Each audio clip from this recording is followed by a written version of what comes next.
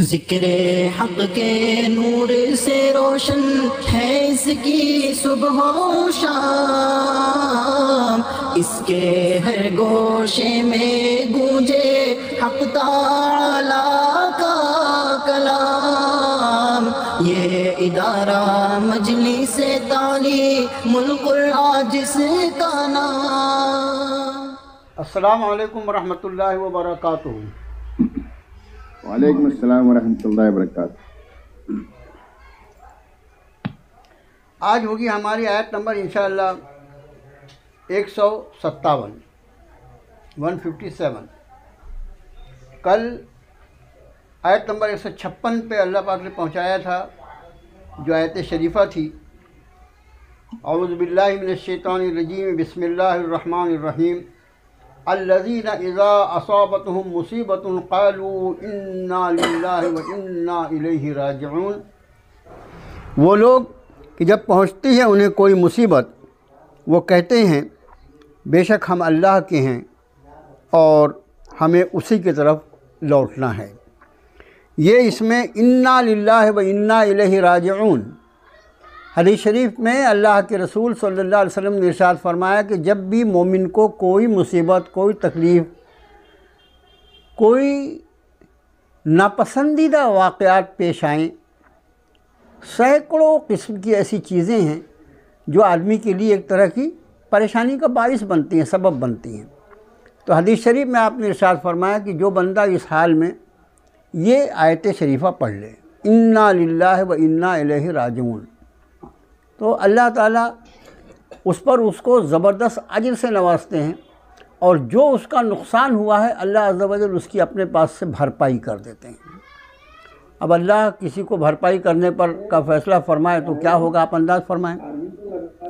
تو اس طرح سے، اور دوسری بات، ہمارے ہاں سماج میں کچھ چیزیں ایسی چل پڑی ہیں کہ عام طور سے کسی میت کی خبر جب سنتے ہیں جبھی انا للہ پڑھتے ہیں، حالانکہ حدیث شریف کی روشنی میں کسی بھی پریشانی اور مصیبت کی خبر، ناپسندیدہ خبر جب آئے یا واقعہ پیش آئے، کوئی چیز گم گئی، کوئی چیز چپ گئی، اچانک لائٹ چلا گیا، کسی کو پسند ہے اندھیرے میں رہنا، ناپسند ہے چیز، ارے انا للہ اللہ لائٹ لا دے گا۔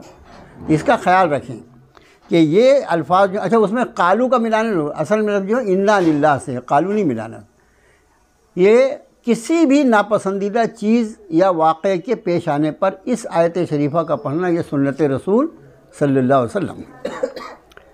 پھر آگے ارشاد فرمایا اگلی آیت میں، جو آج کا سبق ہے ہمارا، کل اس کا ترجمہ ہوا تھا نا، آج کا ہمارا سبق ہے اولئک علیہم صلوات من ربہم ورحمہ واولئک هم المہتدون۔ یہی لوگ ہیں، ان پر عنایتیں ہیں ان کے رب کی طرف سے۔ صلوات کا ترجمہ آپ کا خادم کر رہا ہے عنایتیں، بعضوں نے کیا ہے اس کا نوازشیں۔ عنایتیں ہیں ان کے رب کی طرف سے یا نوازشیں ہیں ان کے رب کی طرف سے، اور رحمت، دو لفظ استعمال ہوئے، دو انعامات ہیں۔ کن لوگوں کے لیے؟ وہ جو اللہ کی طرف سے اللہ کے فیصلے پر صبر کرتے ہیں اور انا للہ و انا الیہ راجعون پڑھ کر اپنی رضامندی کا اعلان کرتے ہیں کہ ہمارے رب نے ہمارے لیے جو فیصلہ کیا ہم اس پر ہر طرح سے راضی ہیں۔ نہ ان کے لیے اجر جو فرمایا، نہ اولئک یہی لوگ، علیہم ان پر، صلوات، صلاۃ لفظ جو ہے، صلاۃ یہ تین معنی میں استعمال ہوا ہے قرآن شریف میں، ایک تو نماز کے لیے، دوسرے دعا کے لیے، اور تیسرے رحمت کے لیے، چوتھے خود درود شریف کے لیے بھی یہ لفظ استعمال ہوا ہے۔ اس لیے وہ درود شریف جو ہے وہ دعا ہے، اس لیے آپ کے خادم نے عرض کیا کہ دعا کے لیے بھی لفظ استعمال ہوتا ہے، نماز کے لیے تو عام طور سے لوگ جانتے ہیں، اور یہاں پر جو استعمال ہوا صلوات من ربہم، ان کے رب کی طرف سے خاص عنایتیں ان کے صبر کے اوپر، ورحمہ اور رحمت، واولئک هم المہتدون، اور یہی لوگ ہدایت یافتہ ہیں یا ہدایت پانے والے ہیں۔ اولئک یہی لوگ، علیہم ان پر، صلوات نوازشیں یا عنایتیں من ربہم ان کے رب کی طرف سے، ورحمہ اور رحمت۔ دیکھو صلاۃ اور رحمت الگ الگ استعمال ہوا، ہم اس کو ترجمے میں ایک ساتھ بھی لا دیں تو اور اچھا ترجمہ ہو جائے گا۔ یہی وہ لوگ ہیں ان پر ان کے رب کی طرف سے نوازشیں اور رحمتیں ہیں۔ ترجمے میں الفاظ جو آیت شریفہ میں ہیں، ہم اپنے اردو کو ترجمے کو یعنی جملے کو خوبصورت بنانے کے لیے اس کو کیسے، لیکن اس کے علاوہ الفاظ نہیں آنا چاہیے، اور جیسا میں نے بتایا کہ علاوہ الفاظ ہوں تو اس میں بہت احتیاط ہو۔ تو یہی وہ لوگ ہیں ان پر ان کے رب من ربہم ان کے رب کی طرف سے، میں نے پہلے لا لیا، یہی وہ لوگ ہیں ان کے رب کی طرف سے عنایتیں اور رحمتیں، اور یہی وہ لوگ ہیں وہ ہدایت یافتہ ہیں۔ کون ترجمہ کرے گا بھائی اس کا؟ یہ سب لوگ سن رہے ہیں نا؟ اعوذ باللہ من الشیطان الرجیم، بسم اللہ الرحمن الرحیم۔ جی اولئک علیہم صلوات من ربہم ورحمہ واولئک هم المہتدون۔ جی یہی وہ ہے جن کے اوپر نوازشیں ہیں ان کے رب کی طرف سے اور رحمت، اور یہی لوگ ہیں ہدایت یافتہ۔ بہت اچھے، بہت اچھا، بہت اچھا ترجمہ کیا۔ اب یہ لفظ رحمت، میں نے اس کے پہلے بھی کسی کلاس میں یہ بات عرض کیا تھا کہ بعض الفاظ جو ہیں اس کے کہنے میں ہم لوگوں سے بے احتیاطی ہوتی ہے۔ جیسے رحمت لفظ جو ہے، آپ اس میں دیکھیے کیسے لکھا ہوا ہے، ہا جو ہے وہ مجزوم ہے، اس پہ جزم لگا ہوا ہے۔ رحمت جیسے احمد جو ہے وہ ہا پہ جزم لگا ہوا، احمد، ہم احمد کو احمد بولتے ہیں، ہا کی آواز ایسی نکالتے ہیں جیسے اس میں ہلکا سا زیر کی آواز۔ اسی طرح رحمت لفظ جو ہے اس کو بھی ہم لوگ رحمت، اللہ کی رحمت ہے، ہا کے نیچے زیر ہے کیا؟ تو اس کا خیال رکھیں کہ رحمت کو رحمت کہا جائے، رحمت نہ کہا جائے۔ اللہ پاک نے اپنا قرآن شریف سکھا دیا تو اس کے شکرانے میں الفاظ کی ادائیگی کی بھی ہم کو صحیح کوشش کرنی چاہیے، جہاں تک ہمارے لیے اللہ کی توفیق شامل ہو جائے۔ تو رحمت کو یاد رکھیں، رحمت اور احمد یہ دونوں ایسے لفظ ہیں جس میں ہم تھوڑا سا تلفظ امت مسلمہ کا 95% طبقہ جو ہے وہ ویسے کرتا ہے۔ چلیے اور کوئی ترجمہ کیجئے، کاشف صاحب نے تو کر لیا، اور کوئی دوسرا ترجمہ؟ اعوذ باللہ من الشیطان الرجیم، بسم اللہ الرحمن الرحیم۔ جی اولئک علیہم صلوات میں نے کیا تھا ورحمہ واولئک هم المہتدون۔ ہاں جی میں صحیح بول رہا ہوں؟ ہاں نہیں، اب اس کے پہلے میں نے کیا تھا، اقبال بول رہا اچھا اقبال، سوری آپ کی آواز کاشف صاحب سے ملتی جلتی ہے۔ جی سعید بھائی، تو یہی وہ لوگ ہیں جن پر ان کے رب کی طرف سے عنایتیں یا نوازشیں اور رحمت ہیں، یہی وہ لوگ ہیں جو ہدایت پر۔ بہت اچھے، ماشاءاللہ بہت اچھے۔ اور بچیوں میں کوئی ترجمہ کر لو بیٹا۔ دیکھو میں بچیوں کا نام لوں مناسب نہیں لگتا، اس لیے بچیاں پھٹ سے ترجمہ کیا کریں۔ اور ان کے رب کی طرف سے عنایتیں ہیں اور رحمت ہے، اور یہی لوگ ہدایت یافتہ ہیں۔ بہت اچھا، رحمت ہے، بہت اچھے۔ ان الصفا والمروۃ من شعائر اللہ فمن حج البیت او اعتمر فلا جناح علیہ ان یطوف بہما ومن تطوع خیرا فإن اللہ شاکر علیم۔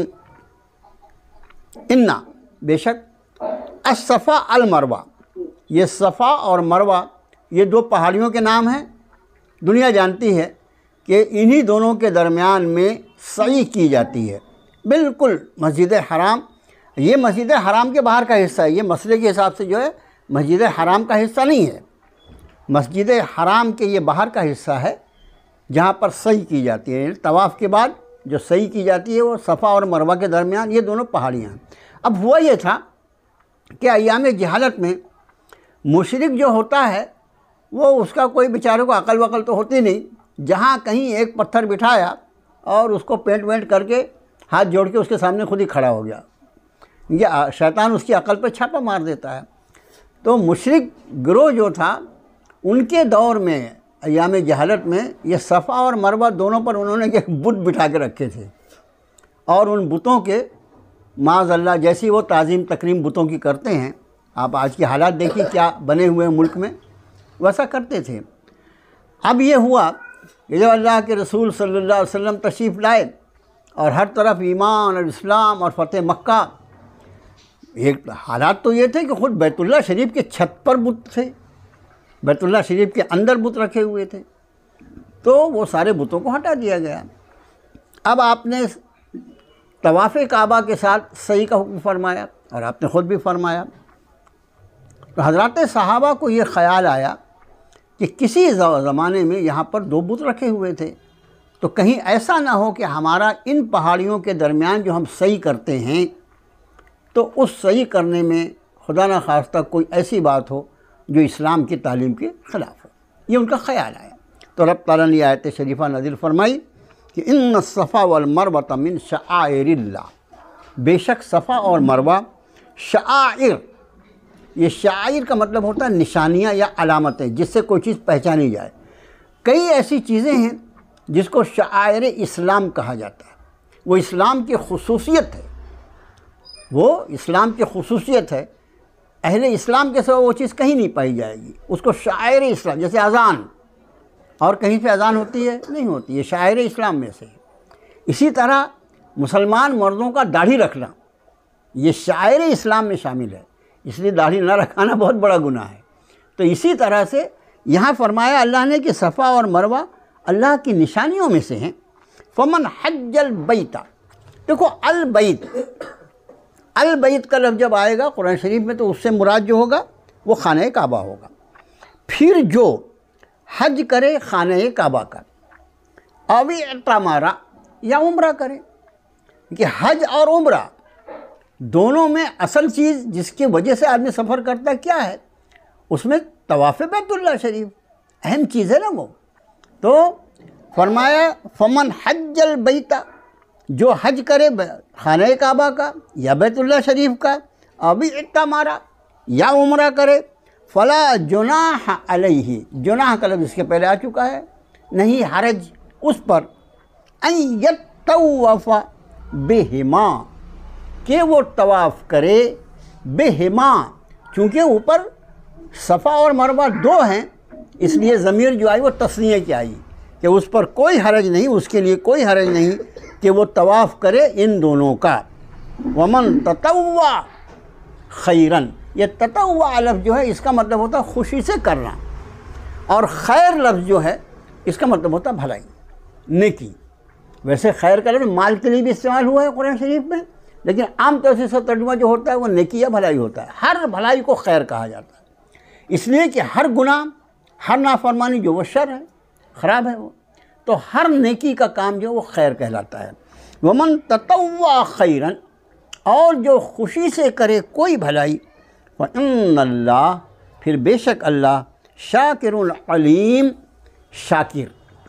اب یہ لفظ یہاں دیکھ لو، شاکر جو ہے یہ اس میں فاعل ہے شکر کا، شکر کرنے والے کو شاکر کہا جاتا ہے، بالکل، یعنی اس کا اس میں فاعل ہے وہ شکر کا۔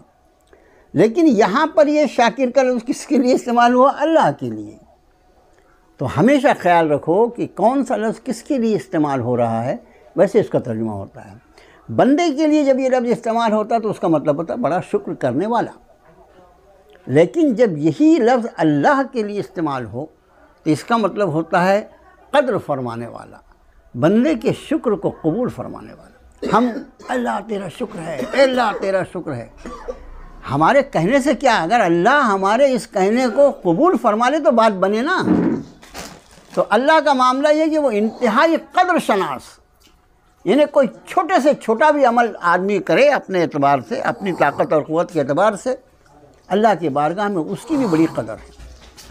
وہ چھوٹا بڑا عمل جو ہے وہ چھوٹے بڑے کے حساب سے نہیں، اللہ کی بارگاہ میں کتنا قبول ہے وہ عمل، اس کے حساب سے اسے قیمت طے ہوتی ہے۔ تو فرمایا ومن تطوع خیرن، پھر جو کوئی کرے بھلائی خوشی سے، فإن اللہ شاکر علیم، بے شک اللہ قدر داں، قدر فرمانے والا، قدر شناس، تینوں میں سے کوئی بھی لفظ استعمال کر سکتے ہیں آپ، قدر داں، قدر فرمانے والا، قدر شناس، تینوں لفظ میں سے کوئی بھی ایک لفظ، تینوں مت استعمال کر لینا بھائی۔ علیم جاننے والا، وہ اللہ کی بارگاہ میں کسی بھی عمل کی حقیقت وہ خوب جانتا ہے۔ کرنے والا جو ہے اس نے کس جذبے سے کیا ہے، کس حال میں کیا ہے، کس نیت سے کیا ہے، وہ سب کچھ جانتے ہیں، عالم الغیب ہیں۔ اس اعتبار سے کسی بھی عمل کی قیمت وہاں طے ہوتی ہے۔ پھر سے دیکھو، بے شک صفا اور مروہ اللہ کی نشانیوں میں سے ہیں، پھر جو کوئی حج کرے خانہ کعبہ کا یا عمرہ کرے، یا پھر آپ یہ بھی، جو کوئی خانہ کعبے کا حج کرے یا عمرہ کرے، فلا جناح علیہ، حرج نہیں اس پر کہ وہ طواف کرے ان دونوں کا، اور جو کوئی خوشی سے کرے کوئی بھلائی تو بے شک اللہ قدر فرمانے والا جاننے والا ہے۔ چلو بھائی ترجمہ، کاشف صاحب ہیں آپ لائن پر؟ کاشف جی چلیے آپ ترجمہ کر لیجیے، ترجمہ کر لیجیے۔ اعوذ باللہ من الشیطان الرجیم، بسم اللہ الرحمن الرحیم۔ ان الصفا والمروة من شعائر اللہ فمن حج البیت او اعتمر فلا جناح علیہ ان یطوف بہما ومن تطوع خیرا فإن اللہ شاکر علیم۔ بے شک صفا اور مروہ اللہ کی نشانیوں میں سے ہے، پھر جو خانہ کعبہ کا حج کرے یا عمرہ کرے،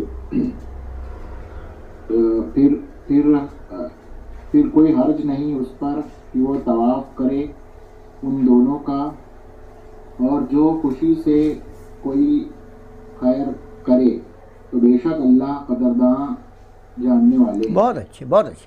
اب دیکھیے آپ نے خیر کا ترجمہ خیر کیا، کوئی حرج نہیں ہے، بالکل ترجمہ کرنے میں بہت وسعت ہے، اس کو پورے کا ہم استعمال کر سکتے ہیں۔ خیر کا ترجمہ خیر کر دیے، جو کوئی خوشی سے خیر کرے۔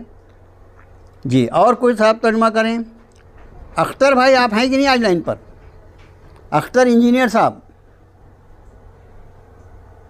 چلو اور کوئی صاحب ترجمہ کر لیں۔ بسم اللہ الرحمن الرحیم۔ بے شک صفا اور مروہ، بسم اللہ الرحمن الرحیم۔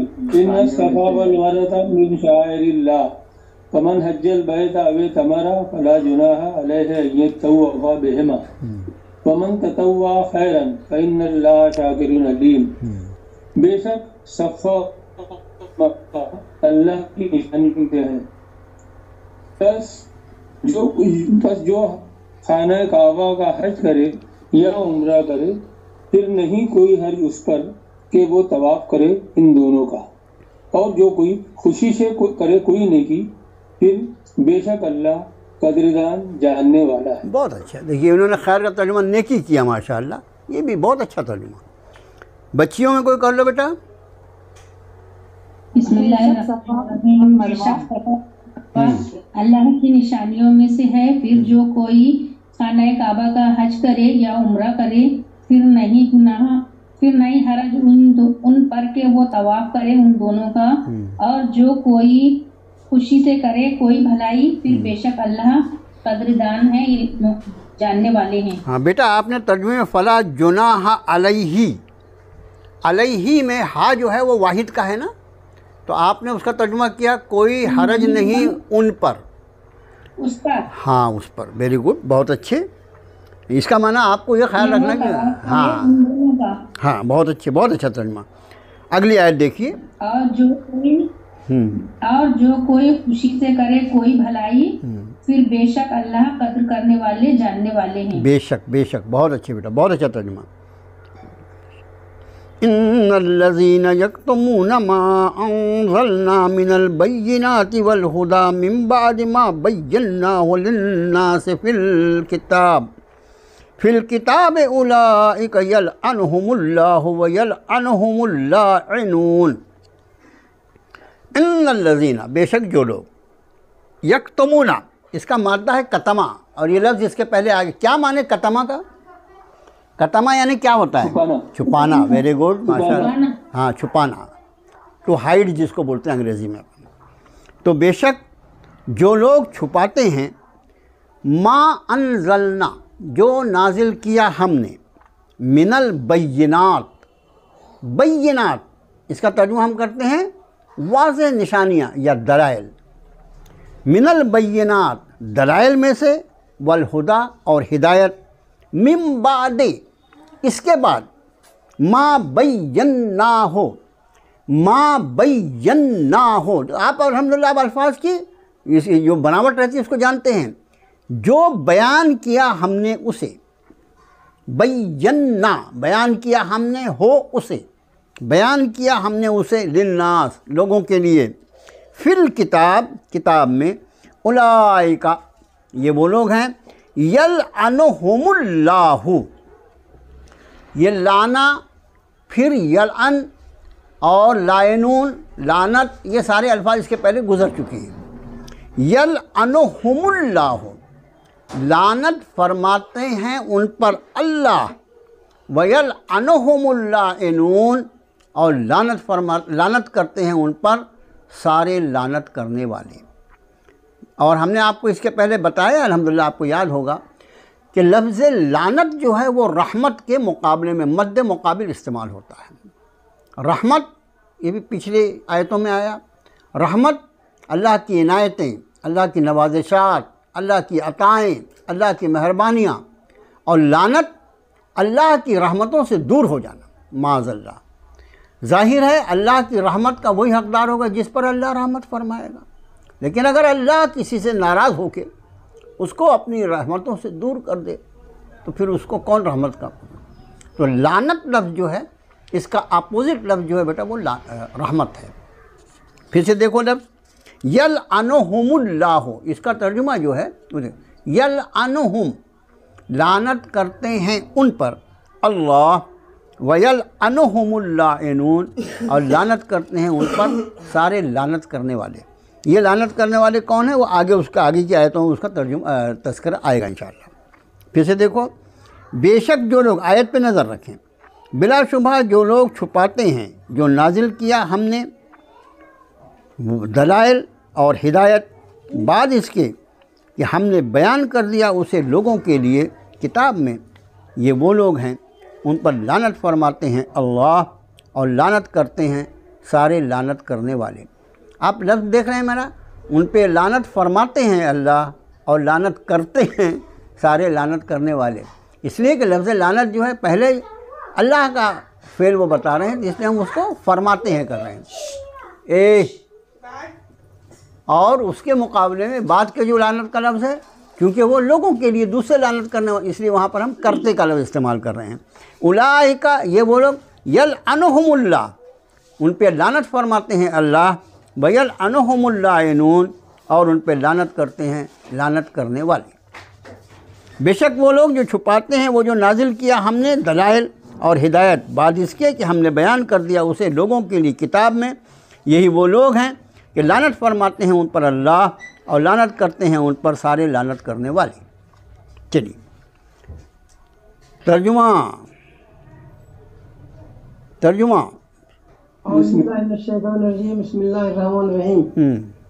ان الذین یکتمون ما انزلنا من البینات والہدی من بعد ما بیناہ للناس فی الکتاب اولئک یلعنہم اللہ ویلعنہم اللاعنون۔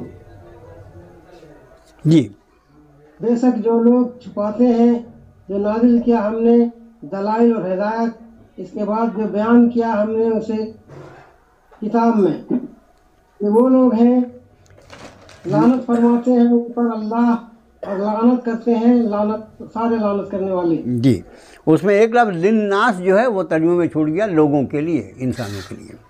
بہت اچھا ترجمہ کیا آپ نے ماشاءاللہ۔ اور کوئی ساتھی؟ راغب صاحب ہیں کہ نہیں؟ اجمل راغب صاحب؟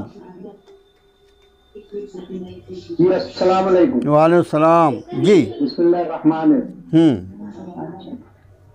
جی، بے شک جو لوگ چھپاتے ہیں ان کو جو اللہ نے نازل کیا وہ واضح بینات دلائل اور ہدایت، بعد اس کے کہ ہم نے ان کو بیان کر دیا لوگوں پر، لوگوں کے لیے، فی الکتاب، کتاب میں یہی لوگ ہیں، لعنت کرتا ہے اللہ ان پر اور لعنت کرتے ہیں ان پر لعنت کرنے والے۔ جی، اس میں سے ما انزلنا ان الذین یکتمون، دیکھیے آیت شریفہ کا بالکل ابتدائی حصہ، ان الذین یکتمون ما انزلنا، بے شک وہ لوگ جو چھپاتے ہیں جو نازل کیا ہم نے۔ آپ نے اس کا ترجمہ کیا جو نازل کیا اللہ نے، اگر اس کا وہ وہاں لفظ ما انزل اللہ ہو تو اللہ، لیکن یہاں پر انزلنا جو نازل کیا ہم نے۔ اچھا، اللہ عز و جل کبھی اپنے لیے جمع کا صیغہ استعمال کرتے ہیں، کبھی واحد کا صیغہ استعمال کرتے ہیں، وہ ہمارے اللہ ہیں، ان کو سارے حق ہیں۔ بہت اچھا ترجمہ۔ تو ما انزلنا جو نازل کیا ہم نے، ٹھیک ہے راغب صاحب؟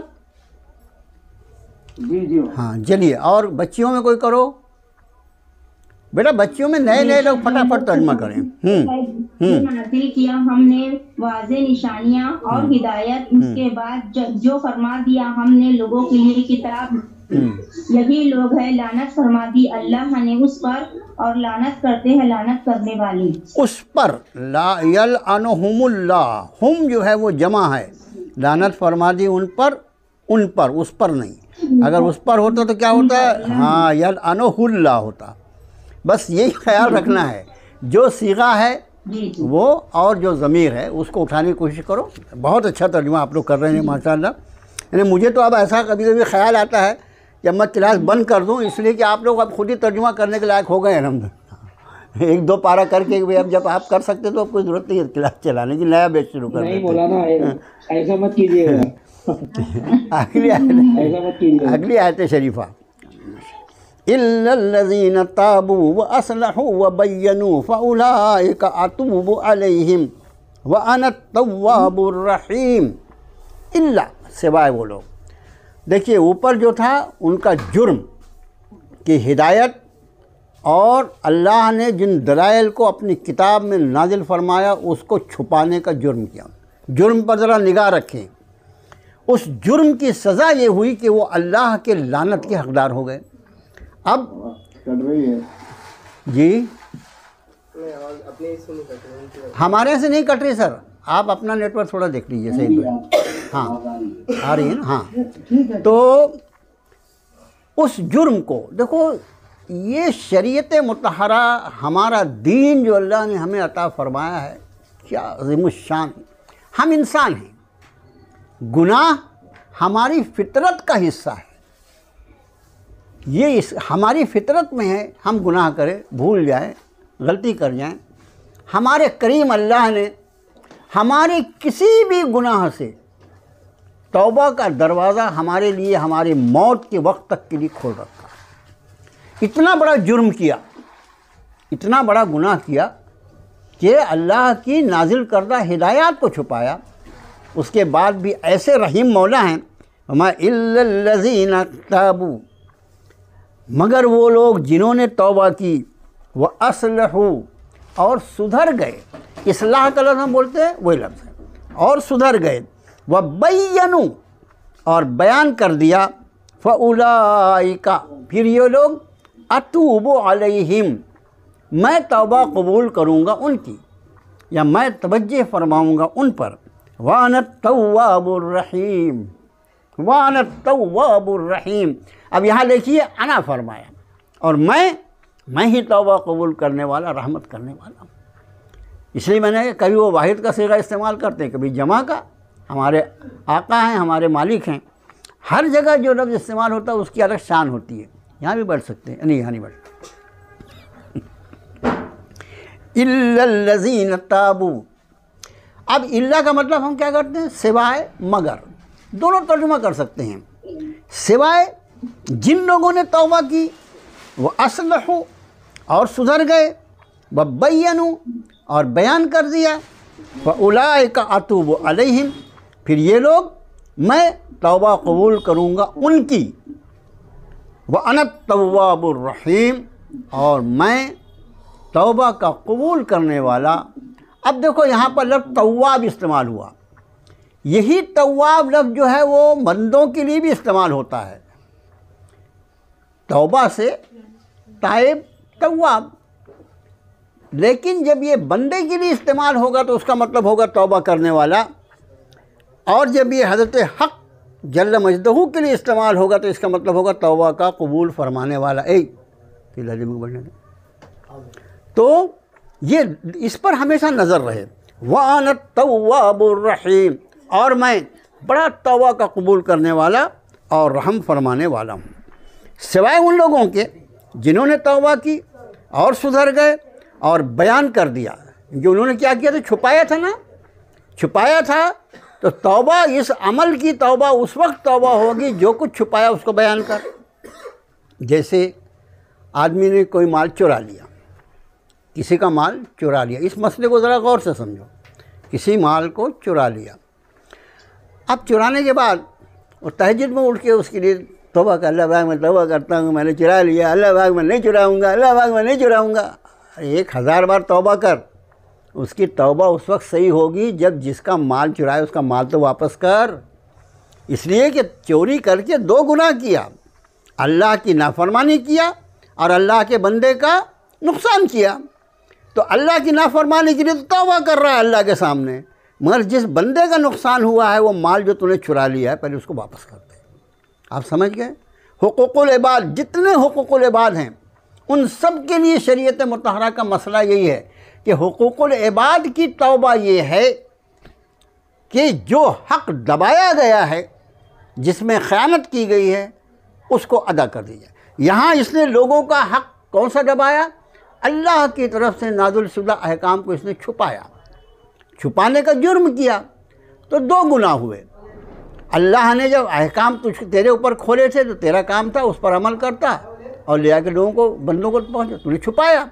تو فرمایا الا الذین تابوا، سوائے ان لوگوں کے جنہوں نے توبہ کی، واصلحوا، اور سدھر گئے، وبینوا، اور اس کو بیان کر دیا۔ جب تک بیان نہیں کرے گا، جرم جو رہے گا ہمیشہ، جرم کے توبہ جو ہوتی ہے وہ جرم کے اعتبار سے ہوتی ہے۔ اگر صرف حقوق اللہ ہے تو اس کا معاملہ اور بندے کا اور اللہ کا ہے، وہ حقوق اللہ اللہ کی طرف۔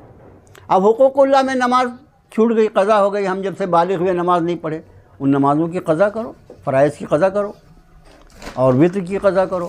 روزے چھوٹ گئے، کبھی ایسا تھا کہ اس کو لگا کیا ضرورت ہے معاذ اللہ روزہ رکھنے کی، بیوقوف کی جیسا کام کیا، اب اللہ نے توفیق دے دی، روزہ رکھ لو اور پھر توبہ کرو، اللہ معاف فرمانا، مجھے تو اسی وقت رکھنا چاہیے تھا، میں نے چھوڑ دیا تھا۔ تو اسی طرح یہ گناہ جو ہے اس کو دیکھو، سوائے ان لوگوں کے جنہوں نے توبہ کی اور سدھر گئے اور بیان کر دیا، پھر یہی لوگ ہیں میں توبہ قبول کروں گا ان کی، اور میں بڑا توبہ کا قبول کرنے والا، رحم فرمانے والا ہوں۔ چلیے ترجمہ کرو بھائی جینٹس۔ بسم اللہ الرحمن الرحیم۔ الا الذین تابوا واصلحوا وبینوا فاولئک اتوب علیہم وانا التواب الرحیم۔ بے شک جنہوں نے توبہ کی اور سدھر گئے اور واضح کر دیا، بس یہی لوگ میں توبہ قبول کروں گا ان کی، اور میں توبہ قبول کرنے والا، رحم کرنے والا ہوں۔ بہت اچھے، بہت اچھے، ماشاء اللہ۔ اور کوئی جینٹس میں سے دوسرا کوئی ترجمہ؟ یہ تو اس پر بہت اچھا کام کرتا ہے ماشاء اللہ، اس کے سے کام کون؟ جی اور کوئی ساتھی ترجمہ کرنے بھائی؟ نام لے کے بولوں؟ بسم اللہ الرحمن الرحیم۔ بے شک جو مگر وہ لوگ جنہوں نے توبہ کی اور اپنی اصلاح کی اور بیان کیا، پھر یہی لوگ میں معاف کرتا ہوں انہیں، میں توبہ قبول کروں، میں رحم کرنے والا۔ یہ میں توبہ، ہاں توبہ کا لفظ، ہاں توبہ قبول کرتا ہوں ان کی میں توبہ قبول کرنے والا، رحم کرنے والا۔ بہت اچھا۔ چلو بچیوں میں کوئی ترجمہ کر لو بیٹا، بچیوں میں 2 لوگ ترجمہ کرو، ایک ساتھ نہیں، الگ الگ، ارے ایک ساتھ نہیں۔ وہ لوگوں کے جنہوں نے توبہ کی اور وہ سدھر گئے اور انہوں نے بیان کیا، پھر وہی لوگ میں توبہ قبول فرماتا ہوں ان کی، اور میں توبہ قبول فرمانے والا، رحم فرمانے والا ہوں۔ جی دوسری بچی کرو بیٹا جو کر رہے تھے ترجمہ۔ مگر وہی لوگ جنہوں نے توبہ کی اور صبر گئے اور واضح کر دیا، پھر یہی لوگ ہیں میں توبہ قبول کرتا ہوں ان کی، اور میں ہی توبہ قبول کرنے والا اور رحم فرمانے والا ہوں۔ ماشاء اللہ۔ ان الذین کفروا وماتوا وهم کفار اولئک علیہم لعنت اللہ والملائکۃ والناس اجمعین۔ کتنا بچے گا اے بابا؟ 2 منٹ، صرف 2 منٹ۔ ابھی دیکھیے صرف 2 منٹ بچا ہے ہماری میٹنگ کا، اس لیے اس آیت شریفہ کو انشاءاللہ کل لیں گے۔ یہ آیت شریفہ اور اس کے آگے کی آیتوں کو دیکھ کر رکھیے گا، انشاءاللہ کل اگلی کلاس میں اس آیت کو لیں گے۔ السلام علیکم ورحمۃ اللہ وبرکاتہ۔